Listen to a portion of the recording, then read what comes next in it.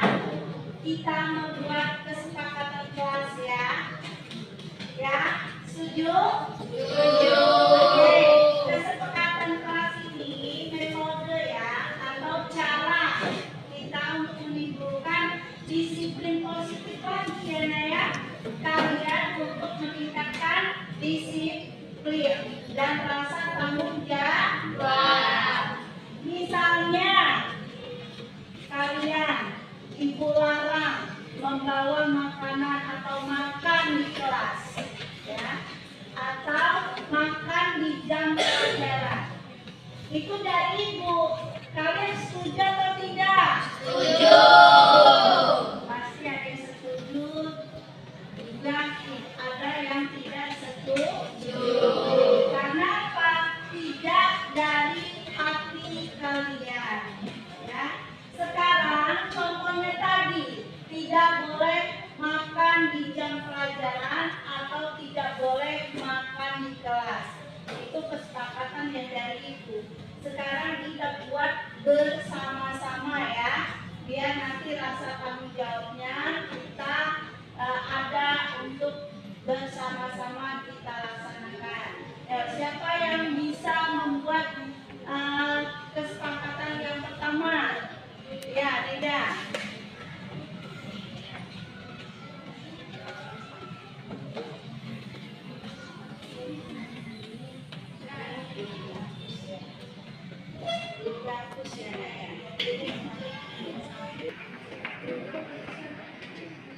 Yang kedua, siapa yang mau buat kesepakatan lagi?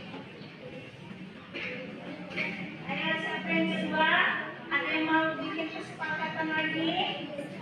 Ya, silakan. Ya, Rizky. Ya, ayo semuanya, siapa yang mengeluarkan kesepakatan dari dalam dirinya, silakan.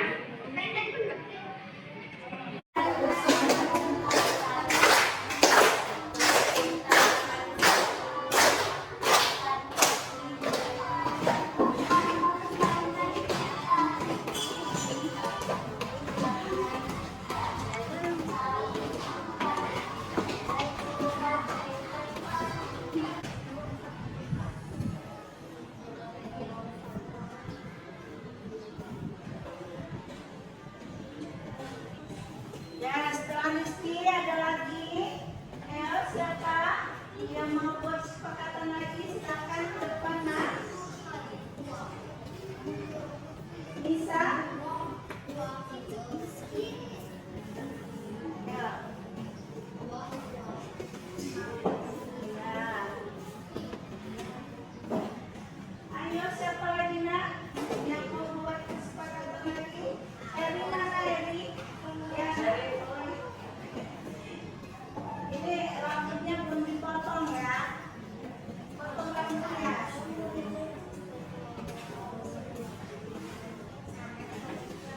Fitri mana? Fitri.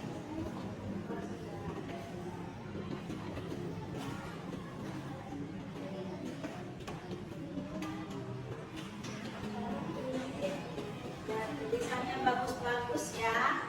Rata. Ini menunjukkan dia terbiasa menulis di papan tulis. Benar-benar anak hebat. Siapa lagi? Ya. Iya, minta. Ada lagi?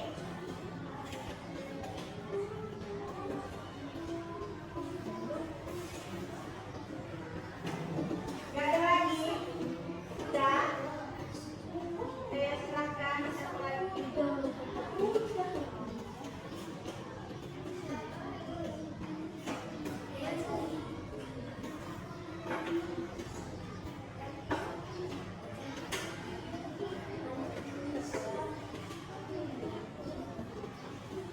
Iya, ada lagi nggak?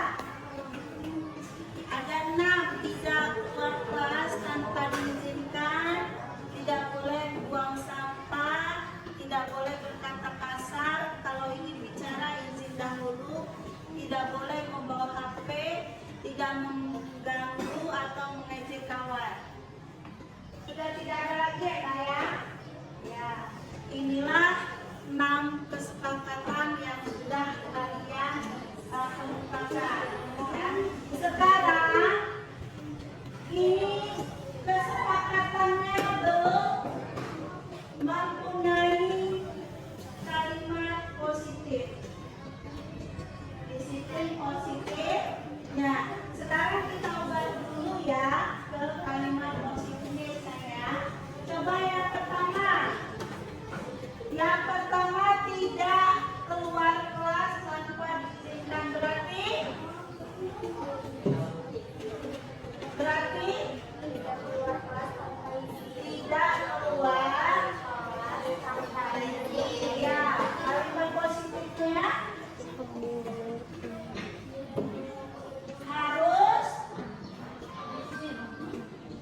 harus izin jika ingin keluar kelas.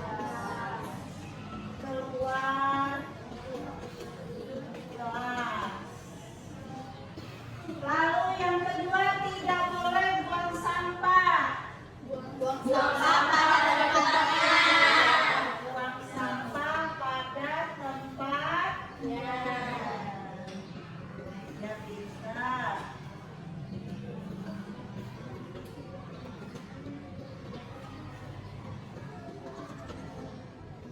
Lalu ini yang ketiga, tidak boleh berkata kasar. Bertutur kata yang baik. Ya, kalimat positifnya bertutur kata yang baik.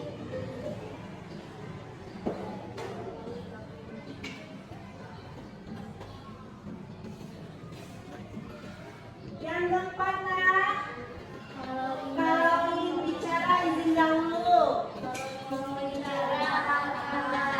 Ya, kalau ingin bicara angkat tangannya. Ya, kalau ingin bicara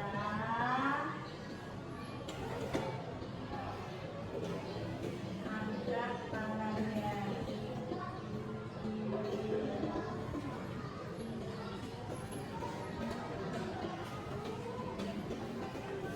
Yang kelima, tidak boleh membawa HP. Tidak membawa handphone. Ya, tidak membawa handphone.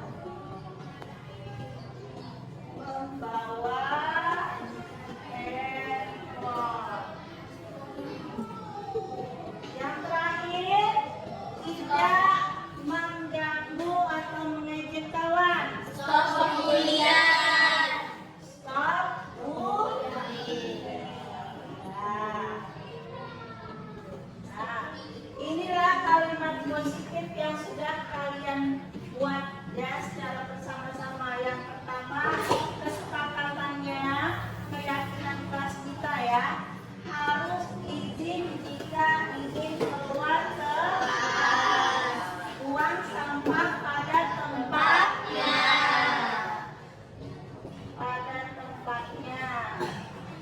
Bertutur kata Yang baik. kalau ingin jarak Angkat tangannya. tidak membawa Handphone. Stop bullying. Jadi dari keenam ini kesepakatan yang telah kita buat, inilah yang menjadi keyakinan kelas Kita. yang harus dilaksanakan. Kalau kalian melanggar, berarti kalian membuat kesalahan. Ya, harus bertanggung jawab. Setuju? Setuju. Setuju? Setuju.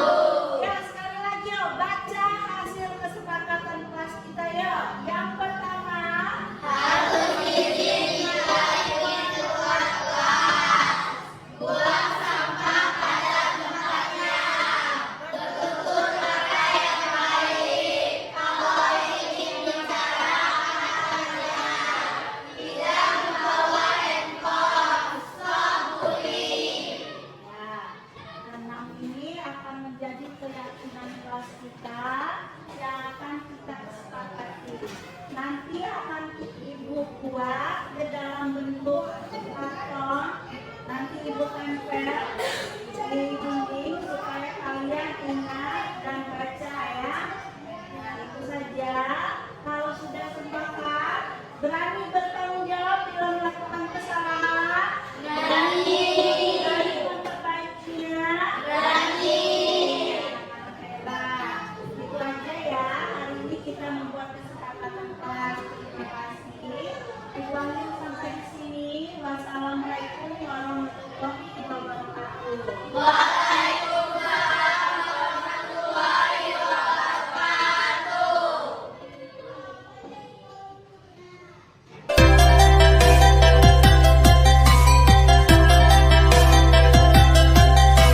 Salah.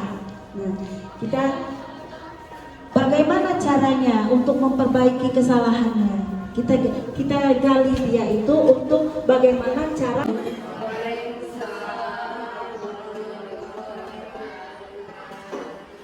Sebelumnya saya ucapkan terima kasih buat Bapak Ibu Guru SD 1 Raja Basa yang sudah menyempatkan datang duduk di sini untuk mendengarkan pengimbasan dari pendidikan pelatihan saya di calon guru penggerak.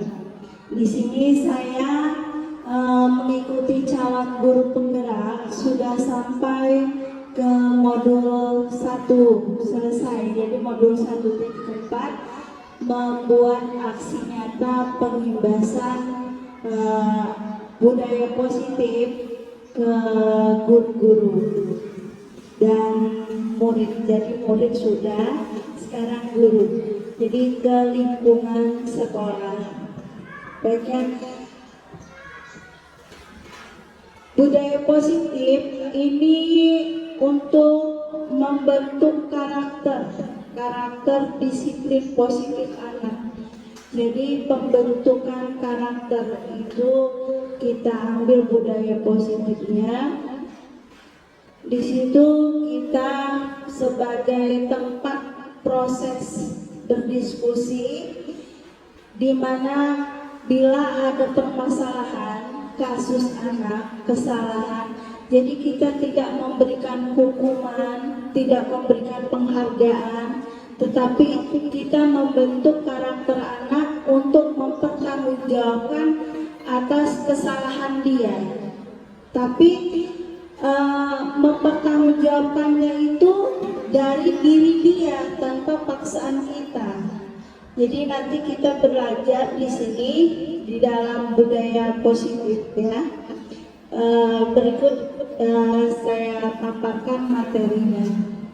Kita tolong untuk Miss Novita untuk menampilkan slide-nya.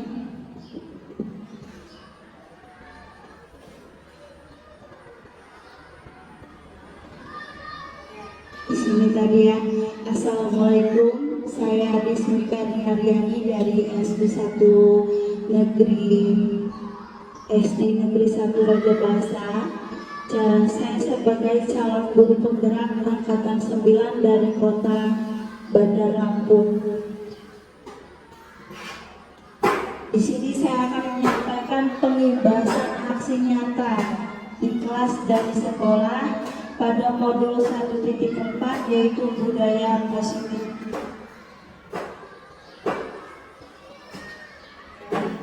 Warnanya tidak terlihat ya. Saya pindah ke sini ya Ibu Bapak ya.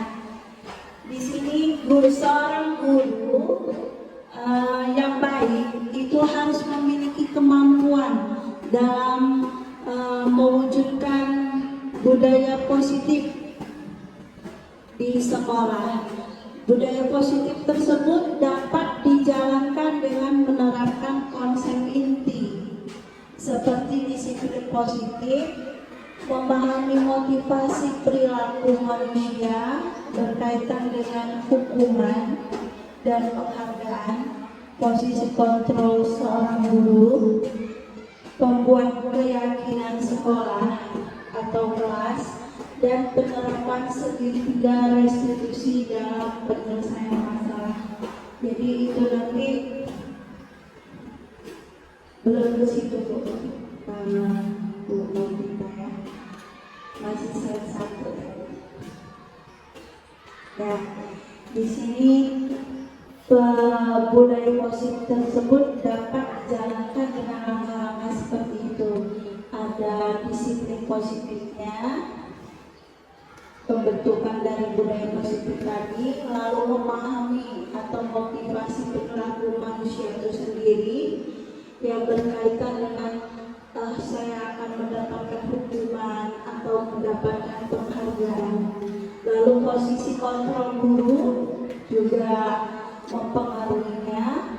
Lalu bersama-sama murid dan guru membuat keyakinan sekolah, membuat kesepakatan keyakinan sekolah.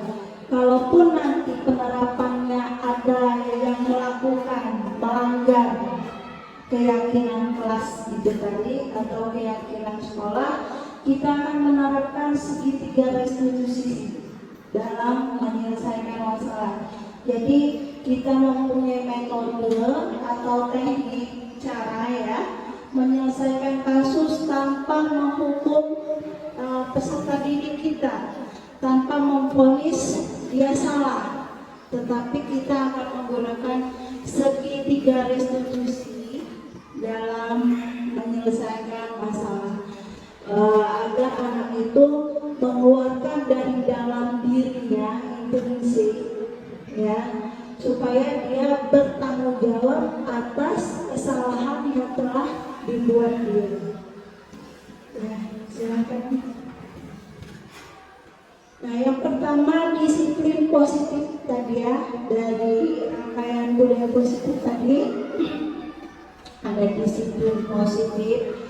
Cara menerapkan disiplin yang mengajarkan anak bertanggung jawab dan menumbuhkan kesadaran diri berdasarkan nilai-nilai kebajikan. Jadi kita di sini disiplin positif membentuk karakter agar anak itu mempunyai tanggung jawab. Jadi salah bukan kita ponis, kita hukum, disuruh nyapu, suruh mungut sampah atau dijemur berdiri, tetapi kita menumbuhkan rasa tanggung jawabnya dari dalam diri dia untuk menyelesaikan masalahnya dengan cara memperbaiki dulu. Sadar dari dalam diri dia bahwa dia salah.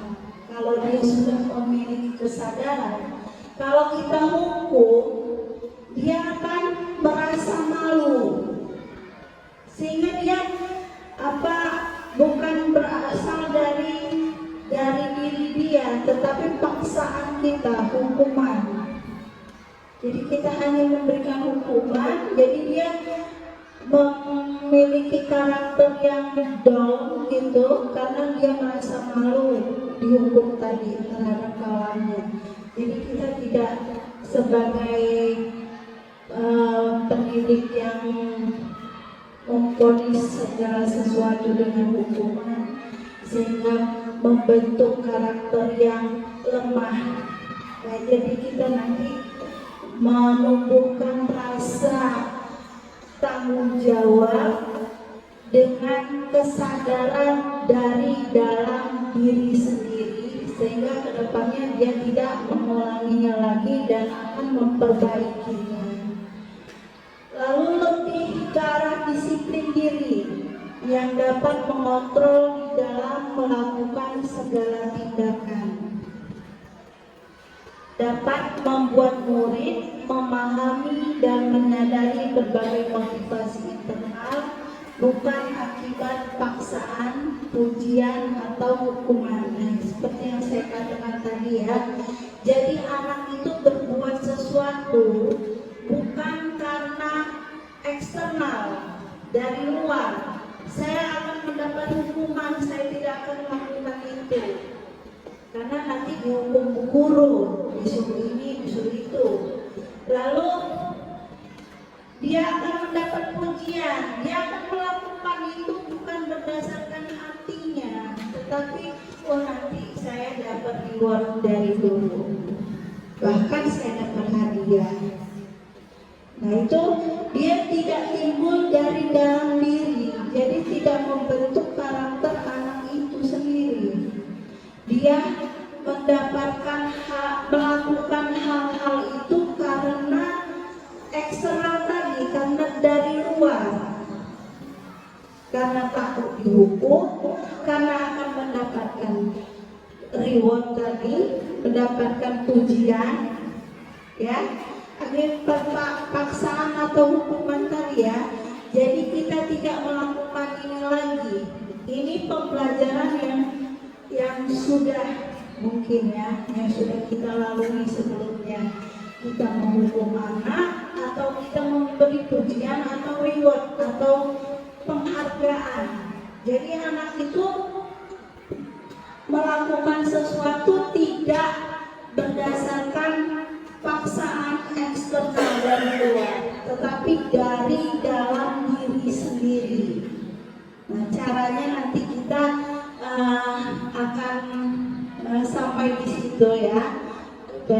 Nanti saya berikan sebuah contoh dan sebuah video tentang pemecahan permasalahan menggunakan segitiga resolusi.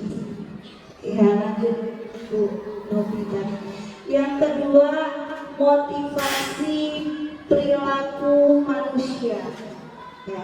Di antaranya untuk menghindari ketidaknyamanan atau hukuman, untuk mendapatkan imbalan atau penghargaan dari orang lain, atau untuk menjadi orang yang mereka inginkan dan menghargai diri sendiri dengan nilai-nilai yang mereka percaya. Jadi kalau dari ketiga ini, kalau anak-anak itu hanya memiliki perilaku manusia yang pertama dan kedua, yaitu yang pertama untuk menghindari ketidaknyamanan atau hukuman tadi ya, dia menghindari hukuman dari gurunya. Lalu perilaku dia itu hanya untuk mendapatkan imbalan. Ini yang motivasi eksternal dari luar. Jadi yang pertama dia menghindari hukuman, melakukan sesuatu itu karena menghindari hukuman. Lalu yang kedua dia menghindari perbuatan itu untuk mendapatkan penghargaan atau reward tadi. Jadi itu motivasi sebagai seorang pendidik, bagaimana menumbuhkan anak itu supaya motivasi perilaku manusianya itu timbul dari dalam diri, dari internal. Ya, lanjut Bu Novita.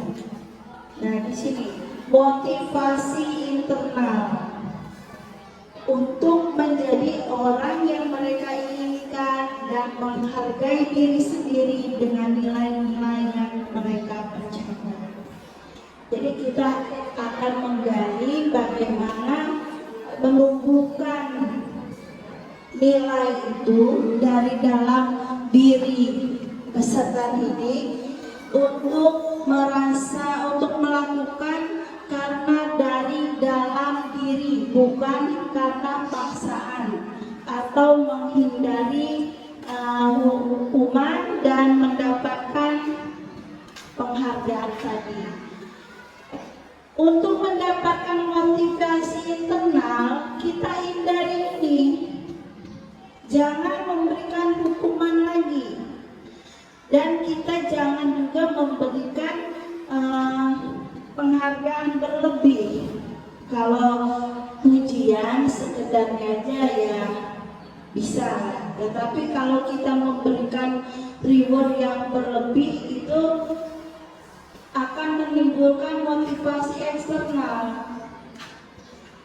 Dia bertindak melakukan kesalahan itu, tidak melakukan kesalahan itu karena proses eksternal tadi, bukan dari internalnya.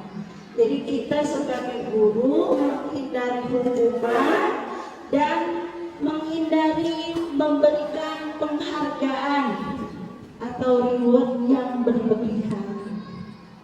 Ya, lanjut Ibu Novita. Nah, di sini yang ketiga ada posisi kontrol seorang guru. Kita seorang guru itu memiliki lima sebagai tugas kontrol kita. Itu yang pertama sebagai penghukum. Kita sering sekali sebagai penghukum. Yang kedua kita sebagai teman. Bisa kita sebagai temannya. Sudah sering kita lakukan. Kalau penghukum sudah sering kita lakukan, teman juga sudah sering kita lakukan. Lalu pembuat merasa bersalah, kita juga pernah melakukannya. Kalau anak itu saat kita ponis salah, berarti kita membuat anak itu merasa bersalah. Kita pembuat dia merasa bersalah. Jadi itu posisi kontrol itu seorang guru yang ada selama ini. Lalu sebagai pemantau, jadi anak guru hanya memantau. Yang terakhir manajer. Nah, dari kelima posisi ini, penghukum, teman, pembuat merasa bersalah, pemantau, dan manajer, posisi kontrol apa yang baik buat seorang guru? Iya, teman. Kita lihat slide selanjutnya. Nah, di sini yang posisi kontrol seorang guru yang baik itu sebagai manajer. Sebagai manajer, di mana guru berbuat sesuatu bersama murid, mempersilahkan murid bertanggung jawab perilakunya dan mendukung murid agar dapat menemukan solusi atas permasalahannya sendiri.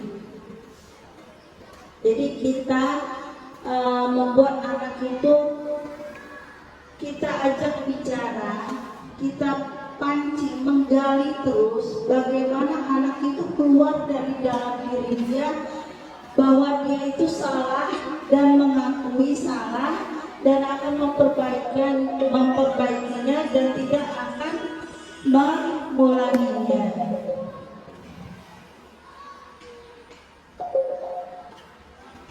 Lalu yang kedua,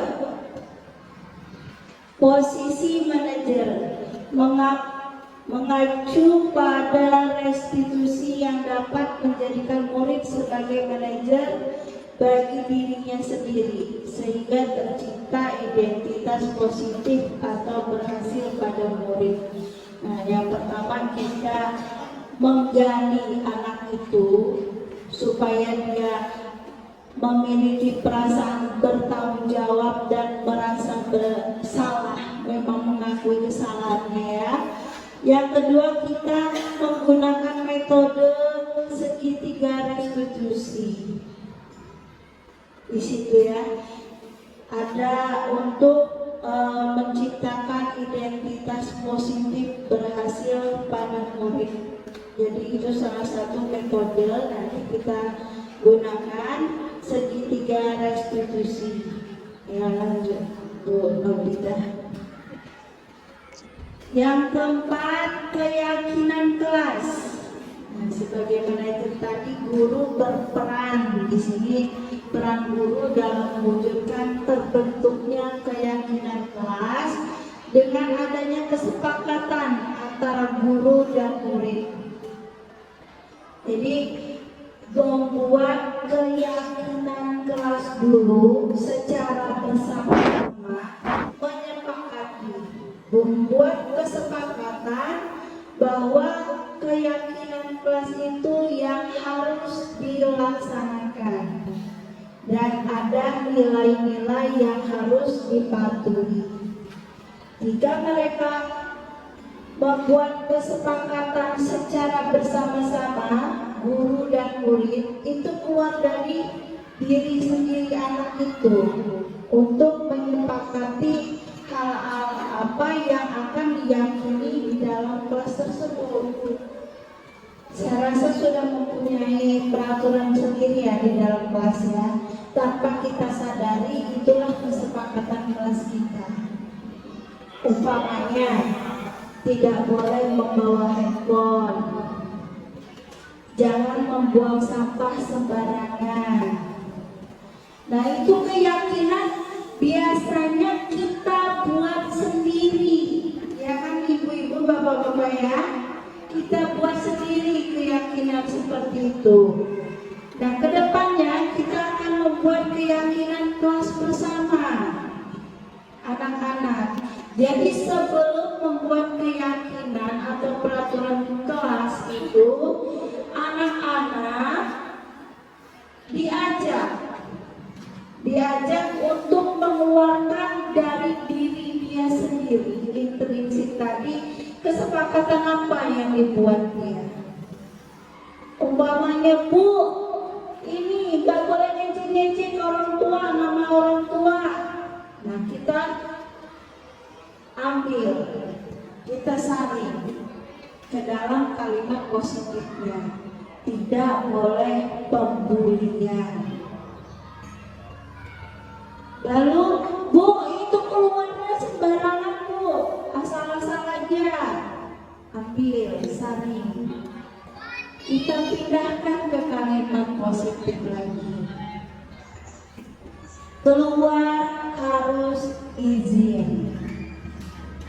Ya, jadi kita anak itu kita ajak bicara, kita ajak bersama-sama membuat keyakinan kelas. Bila mereka yang membuat peraturan itu sendiri, membuat keyakinan kelas itu sendiri, insya Allah mereka yang ingat, oh itu buatan saya. Salah satunya umpamanya dia sering ngobrol di kelas. Jadi apa pembelajaran harus yang bertanggung jawab. Berarti kalau dia tidak memperhatikan gurunya ngobrol, berarti tidak bertanggung jawab. Nah, itu melanggar kesepakatan keyakinan kelas bersama. Jadi dia bisa, oh iya Bu, saya melanggar Bu ya. Nah, kita ajak ngobrol, nanti kita gunakan segitiga restitusi tadi. Ya, yang pertama kita membuat keyakinan kelas secara bersama-sama dengan apa yang kita yang membuat rangkai kesepakatan keyakinan kelas itu. Satu, baju tidak boleh kotor. Dua, tidak boleh membawa handphone tadi. Tiga, dan seterusnya. Itu kita sendiri yang buat, kita sendiri yang ngetik, kita sendiri yang menempel di tembok selama ini. Jadi anak itu tanpa sadar ya mereka tak merasa buat itu. Jadi untuk melaksanakannya pun kadang-kadang dilanggar. Kalau sudah dilanggar, kita vonis dia salah, kita membuat dia merasa bersalah tadi, kita buat dia menghukum, kita hukum. Lalu apalagi ke posisi kontrol tadi ada 5 sebagai teman juga. Nah, jadi sebagai manajer itu tadi ya, guru berperan dalam mewujudkan terbentuknya keyakinan kelas. Jadi bersama-sama membuat keyakinan, kesepakatan bersama. Lalu keyakinan sekolah atau kelas berupa pernyataan universal yang mudah diingat, dipahami dan harus diterapkan dalam lingkungan sekolah. Tadi ya, maksud saya tadi dibuat ke dalam kalimat positif, kalimat yang dapat dimengerti mereka. Umpamanya, jangan ini buang sampah sembarangan bu, dia bu, dilarang membuang sampah sembarangan. Kalimat universalnya, kalimat positifnya, jangan membuang sampah sembarangan atau buanglah sampah pada tempatnya. Jadi kalimat buanglah sampah pada tempatnya itu dari keyakinan anak-anak yang tadi, bu jangan buang sampah sembarangan, bu dilarang buang sampah sembarangan.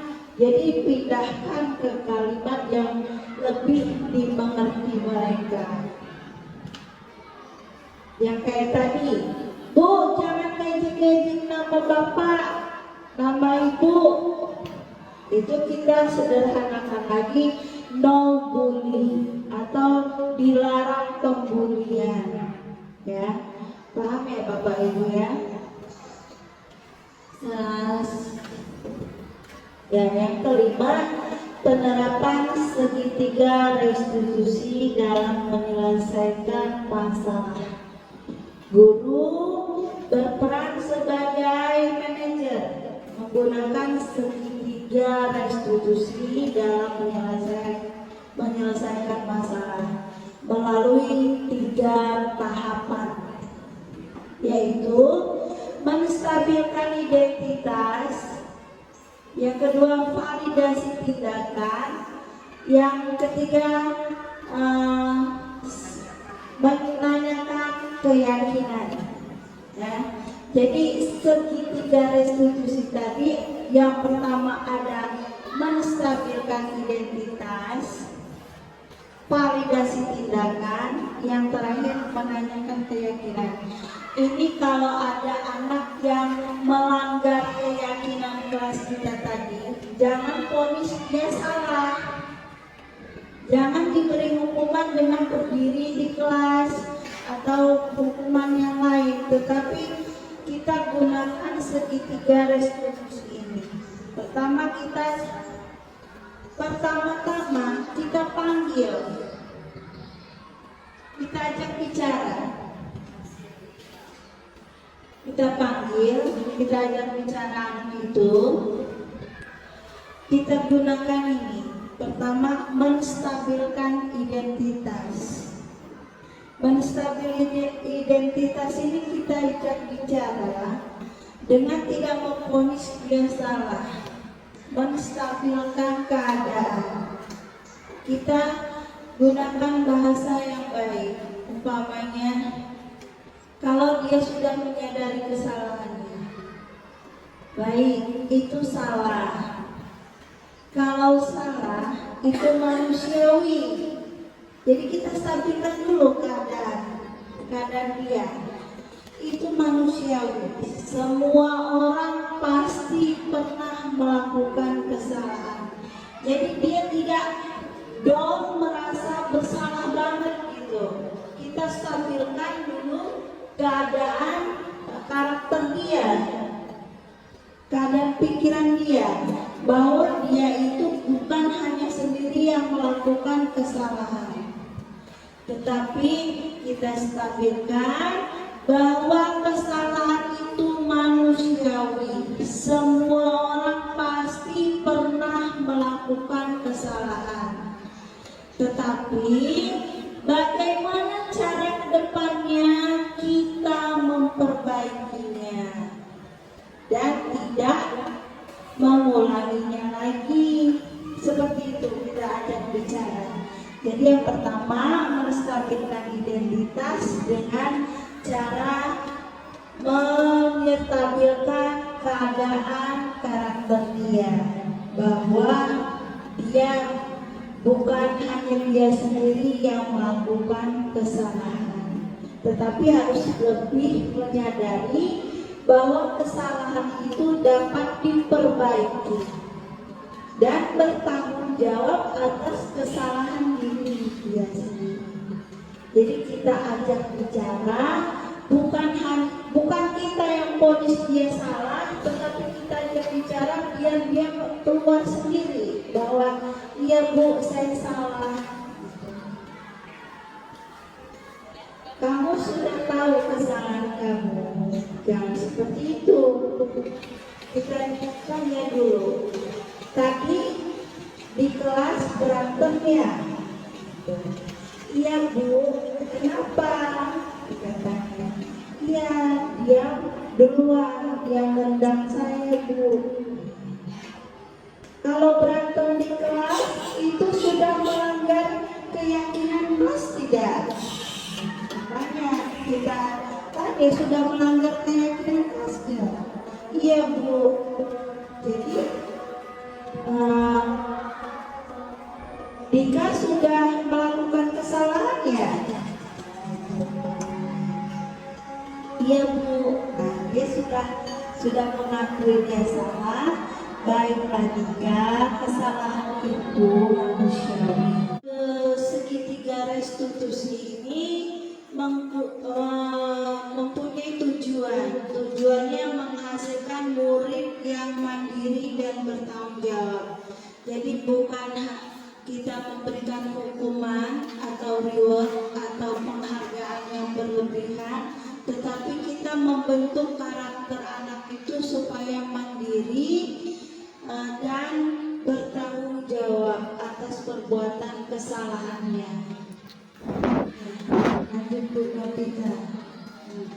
Budaya positif. Jadi dari pembelajaran saya tentang filosofi Ki Hajar Dewantara, nilai dan peran guru penggerak, visi guru penggerak, di sini cara positif di sekolah maka akan mempermudah dalam tercapainya tujuan pendidikan nasional sesuai dengan filosofi Ki Hajar Dewantara, yaitu pendidikan yang berpihak pada murid dan bersifat menuntun tumbuh atau hidupnya kekuatan kodrat yang ada pada murid.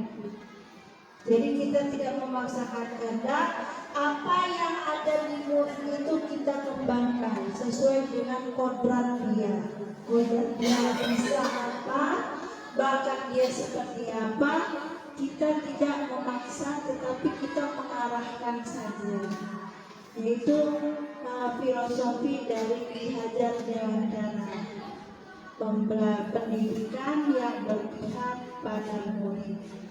Jadi semuanya kita serahkan ke murid. Jadi tidak lagi menonjolkan kebiasaan kita, kemampuan kita, tetapi kita serahkan ke peserta didiknya. Ya, lanjut dulu.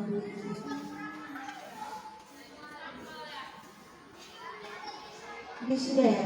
Budaya positif itu sendiri dapat terwujud jika seorang guru memiliki 5 nilai guru penggerak. Di antaranya berpihak pada murid. Jadi guru itu harus selalu berpihak pada murid. Apa-apa kita serahkan ke kita lihat perkembangan anak itu, bakat anak itu ya. Jadi bukannya maunya guru, tetapi kita berpihak pada murid.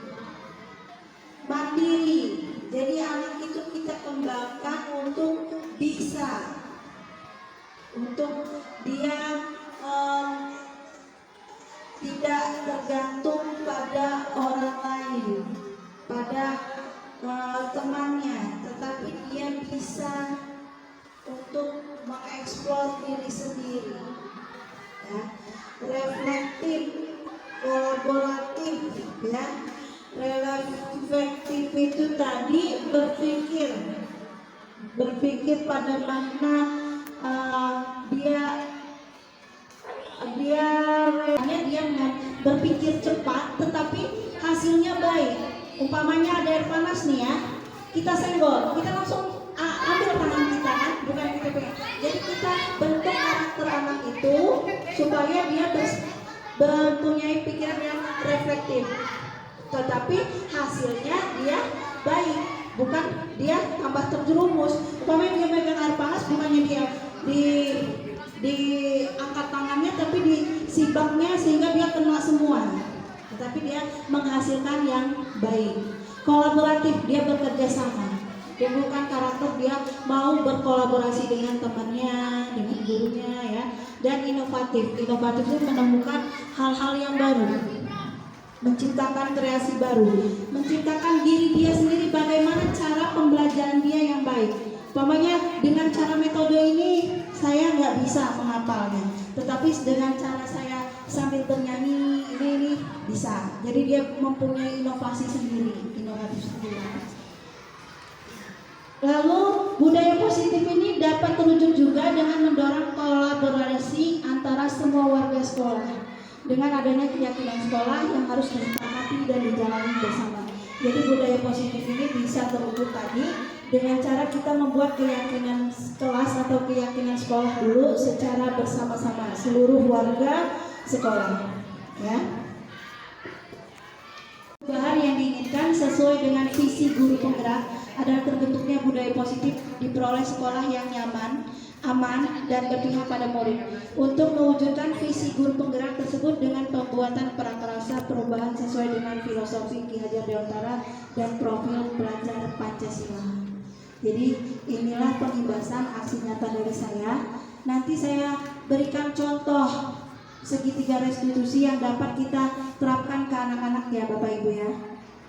Ya, berikutnya ini sebuah percakapan segitiga restitusi memecahkan masalah atau kasus anak-anak kita ya, peserta didik. Di sini saya minta Bapak Ibu untuk melihat cara penerapan segitiga restitusi. Ya, silakan Bu Novita. Mina tidak terima pekerjaannya selalu dicontek oleh temannya. Ia marah dan tidak bisa menahan emosinya. Berikut adalah skenario penyelesaian masalah menggunakan segitiga restitusi. Mina, tadi ibu dengar laporan dari ketua kelas, katanya kamu habis bertengkar ya dengan Dika. Iya Bu, habis kesal sih. Kenapa kesal? Bukan harus mencontek hasil pekerjaan saya. Bukan hanya nyontek, bagus juga nyontek. Oh begitu, ya wajarlah kalau kamu marah dan kesal. Jika ibu ada di posisi kamu, ibu juga pasti akan berbuat hal yang sama. Lalu, apa yang kamu lakukan terhadap Dika? Saya marah-marah Bu, saya maki-maki Dika dan tanpa sadar saya menggunakan meja. Oh begitu, pasti kamu berbuat seperti itu ada alasannya ya? Iya Bu, masa saya diam saja? Saya kan sudah susah payah mengerjakan soal. Tapi Dika yang mencontek, tidak mau berusaha sendiri. Ya wajarlah kalau kamu merasa marah karena tidak rela pekerjaanmu dicontek begitu saja oleh Dika. Ibu sangat menghargai hargai tindakan kamu yang tidak berbuat lebih buruk daripada itu, misalnya memukul. Sekarang coba kita pikirkan, tindakan kamu marah sampai menggebrak meja, apakah sesuai dengan keyakinan kelas kita? Menurut kamu, keyakinan kelas apa yang sudah dilanggar? Saling menghargai antar teman. Ya, betul. Menurut kamu, saling menghormati antar teman itu penting tidak untuk kamu? Baik, kalau menurut kamu itu penting, jadi keyakinan apa yang harus kamu lakukan pada saat kamu sedang marah? Harus lebih sabar. Kamu bersedia memperbaiki masalah ini? Bersedia kok. Apa yang akan kamu lakukan untuk memperbaiki masalah ini? Saya sebenarnya bersabar dan menahan amarah saya. Kalau ada teman yang mencontek, saya akan melaporkan kepada guru mata pelajaran atau wali kelas saya. Ya, tepat sekali tindakan kamu, Mina. Tetap semangat ya. Sekarang silahkan kembali ke kelas. Terima kasih, Bu. Ya, sama-sama. Salah lalu kita hukum, lalu kita memberikan dia rasa bersalah, membuat rasa bersalah, tapi kita menggunakan segitiga restitusi itu tadi, kita panggil, ya, kita stabilkan keadaan, lalu validasi keadaan, yang terakhir kita menanyakan keyakinan. Lalu kita tanya bagaimana cara memperbaikinya, cara bertanggung jawab agar kasus ini tidak berkepanjangan, lalu berjanji tidak mengulanginya lagi. Yaitu salah satu yang sering kita temui ya Bapak Ibu ya. Sekarang lebih paham kan bagaimana cara menyelesaikan masalah anak seperti itu. Jangan diberikan hukuman ataupun kita mau pihak sebelah ya. Tetapi kita gunakan segitiga restitusi tadi dengan 3 cara. Yang tadi menstabilkan, validasi, lalu menanyakan keyakinan. Contoh kasus kedua. Kita lihat contoh kasus kedua. Kedua, Ajis sering datang terlambat sehingga banyak pelajaran yang tertinggal. Berikut adalah skenario penyelesaian masalah menggunakan segitiga restitusi. Ajis, tadi ibu mendengar laporan dari guru piket, katanya kamu sering datang terlambat ya? Iya Bu, Menurut ingatan kamu, sudah berapa kali kamu terlambat? sudah 5 kali Bu. Sering terlambat itu suatu kesalahan bukan? Iya Bu, Baik Ajis, berbuat kesalahan itu manusiawi. Setiap orang pasti pernah berbuat kesalahan. Yang terpenting kita bisa belajar dari kesalahan tersebut dan berusaha untuk memperbaikinya. Setuju? setuju Bu. Ajis, kita cari solusinya bersama ya. Iya Bu, Ajis sering datang terlambat pasti punya alasannya.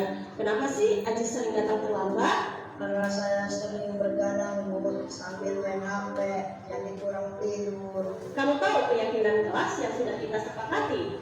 Tahu Bu, Kalau terlambat datang ke sekolah sesuai dengan keyakinan kelas kita tidak? tidak Bu, Menurut kamu keyakinan kelas apa yang sudah kamu langgar? disiplin Bu. Menurut kamu disiplin itu penting tidak untuk kamu? Penting Bu karena membuat saya datang ke sekolah tepat waktu dan bisa menghargai waktu. Betul, menghargai waktu itu penting dan sangat bermanfaat untuk kita. Seperti kita dapat menghargai orang-orang yang ada di sekitar, pekerjaan menjadi tidak menumpuk, dan kita juga dapat melatih rasa kepedulian. Iya Bu, saya menyesal sudah sering terlambat. Saya mohon maaf sudah sering terlambat. Iya Jis, sikap yang sangat baik sudah kamu lakukan dengan cara meminta maaf. Menurut kamu, apa yang akan kamu lakukan agar kamu tidak datang terlambat lagi ke sekolah?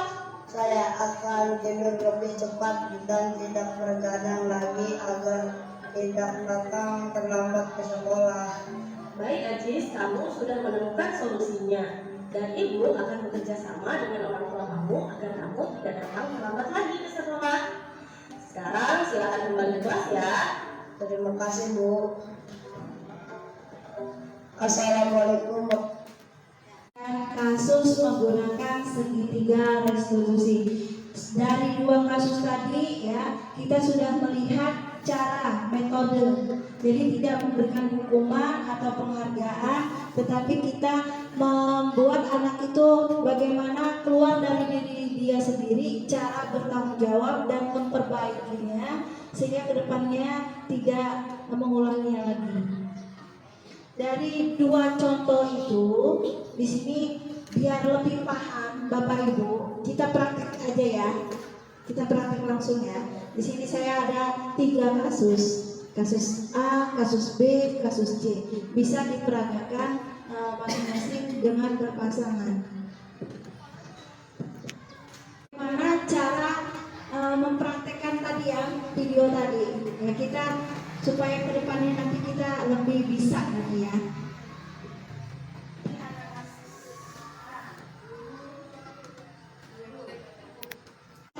Ada kasus segitiga restitusi berbagai macam masalah. Ada kasus A, kasus B, dan kasus C. Sebagai guru dan sebagai murid. Coba berperan sebagai guru bagaimana, ya kan sebagai murid bagaimana. Bisa berpasang-pasangan saja. Jadi kasusnya dibaca di situ lalu dipraktekkan.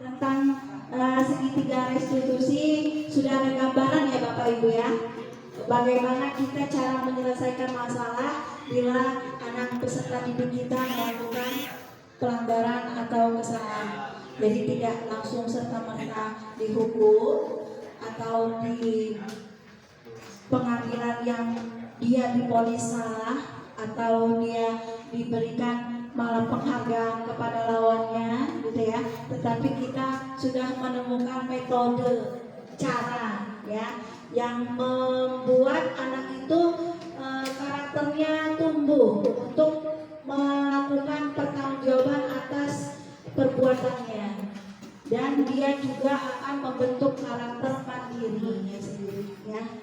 Nah, sudah di penghujung materi ini kita adakan refleksi. Setelah kita mempelajari modul budaya positif dan akan kita terapkan bersama-sama ya Bapak Ibu ya. Kita mulai terapkan mulai hari ini untuk menggunakan segitiga restitusi untuk menyelesaikan permasalahan peserta didik kita. Jadi setelah kita belajar menggunakan segitiga restitusi ini, budaya positif, kita akan mengadakan perubahan bahwa posisi kontrol yang biasa kita lakukan itu sebagai penghukum, pemantau itu tidak lagi ya, dengan seharusnya kita sebagai manajer. Jadi memecahkan masalah dengan cara menangani masalah dengan menggunakan segitiga restitusi. Jadi setelah kita belajar materi ini, saya mengimbaskan kepada Bapak Ibu, tidak lagi posisi kontrol kita sebagai penghukum, tetapi kita lebih sebagai manajer dengan cara menangani masalah dengan menggunakan segitiga restitusi. Ya Bapak Ibu ya. Ya. Nah sekarang menangani siswa yang sering bolos pada saat jam terakhir atau dari awal dia datang, memang dari rumahnya dia sekolah tetapi dia tidak datang ke sekolah, itu kita gunakan dulu segitiga restitusi ini dengan cara menstabilkan identitas, validasi tindakan yang salah, lalu menanyakan keyakinan yang salah tadi atau kesepakatan yang sudah dibuat di kelas itu.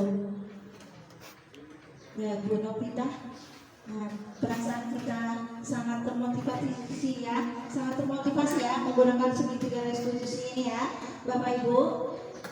Jadi kita akan menggerakkan memperbaiki diri sesuai dengan nilai-nilai budaya positif di sekolah. Jadi kita tumbuhkan, kembangkan budaya positif dengan menciptakan rasa tanggung jawab, disiplin dan mandiri dengan siswa, dengan kita sebagai manajer kontrol, sebagai manajer ya. Ya lanjut Bu Nur. Menurut saya sudah muncul motivasi internal. Jadi kita gunakan segitiga restitusi itu untuk memunculkan motivasi internal dari murid. Jadi bukan hanya paksaan kita atau kemauan kita, tetapi kita munculkan intrinsiknya dari dalam diri anak itu sendiri. Rasa membuat keyakinan kelas, lalu rasa bersalah kalau dia melanggarnya, ya. Lalu ya, sebelum posisi kontrol saya, sebelum mempelajari ini, kita menggunakan ini ya, penghukum ya, selalu menghukum. Kalau ada yang salah kita hukum, kita vonis dia salah.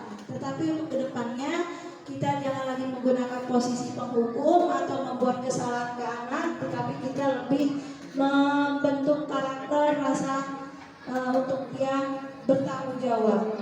Jadi kita gunakan segitiga restitusi ini ya Bapak Ibu ya. Nah itu tadi perasaan kita sangat tenang. Sekarang sangat tenang tidak? Tenang ya. Jadi kita tidak merasa bersalah lagi kita di rumah. Saya sudah menghukum anak itu, kan? Kita jadi kepikiran anak itu saya hukum terima atau tidaknya. Jadi kita lebih tenang sedikit bahwa kita membuat anak itu memang dari dalam diri dia sendiri bahwa dia itu salah gitu, menyadari bahwa dia itu memang salah, bukan kita memponis dia, menghukum dia. Jadi kita lebih sedikit tenang pikiran bahwa kita tidak menghukum dia, kasihan gitu kan. Biasanya di rumah seperti itu ya. Menstabilkan identitas, setiap orang pasti pernah membuat kesalahan. Tadi kita panggil, kita stabilkan dulu bahwa kita tenangkan anak itu bahwa salah itu manusiawi, membuat kesalahan itu manusiawi. Semua orang pasti pernah berbuat salah. Bagaimana cara kedepannya kita memperbaikinya dan mempertanggungjawabkan apa yang sudah kita buat, ya. Budaya positif ini jangan hanya dilakukan di kelas atau di sekolah saja, namun juga di rumah. Dan bisa juga kita terapkan di rumah. Jadi kita punya anak di rumah, punya keluarga di rumah, kita terapkan metode segitiga restitusi ini. Jadi bisa kita pakai di mana, di lingkungan rumah, di lingkungan sekolah, terlebihnya ya.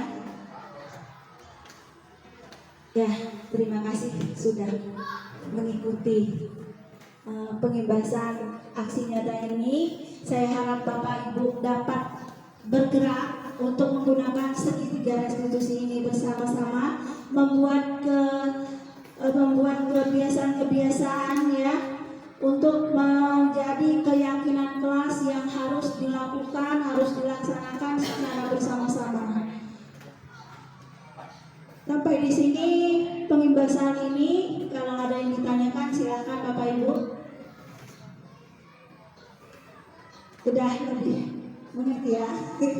Nanti kita praktek bersama-sama. Ya, sampai di sini dulu. Kalau saya ada salah-salah, dan kedepannya mari kita bersama-sama bergerak bersama mewujudkan peserta didik yang lebih baik lagi. Saya akhiri sampai di sini. Wassalamualaikum warahmatullahi wabarakatuh.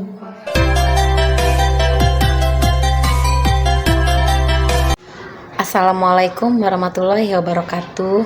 Tabi pun, saya Ibu Nelione, guru kelas 4 SDN 1 Rajabasa. Di sini saya akan memberikan umpan balik dari belajar bareng bersama Ibu Merni Aryani SPD tentang budaya positif. Budaya positif ini sangat menarik karena hal ini kita temui sehari-hari dalam kelas kita, yang mana sebelumnya kita masih menerapkan hukuman kepada anak, posisi kontrol kita sebagai penghukum. Tetapi dengan adanya pemaparan materi ini, jadi lebih memahami bahwa disiplin positif atau budaya positif dari anak itu lebih diperlukan, lebih baik daripada kita memberikan hukuman. Jadi mereka, siswa-siswi dapat sadar dari dirinya sendiri, lebih baik dibanding mereka diberi hukuman, karena dengan diberikan hukuman mereka akan merasa malu dan akan merasa down. Jadi di sini yang saya ambil adalah saya akan menerapkan disiplin positif ini di kelas yang saya ajar, dan saya tidak akan memberikan hukuman yang membuat mereka malu. Terima kasih. Wassalamualaikum warahmatullahi wabarakatuh.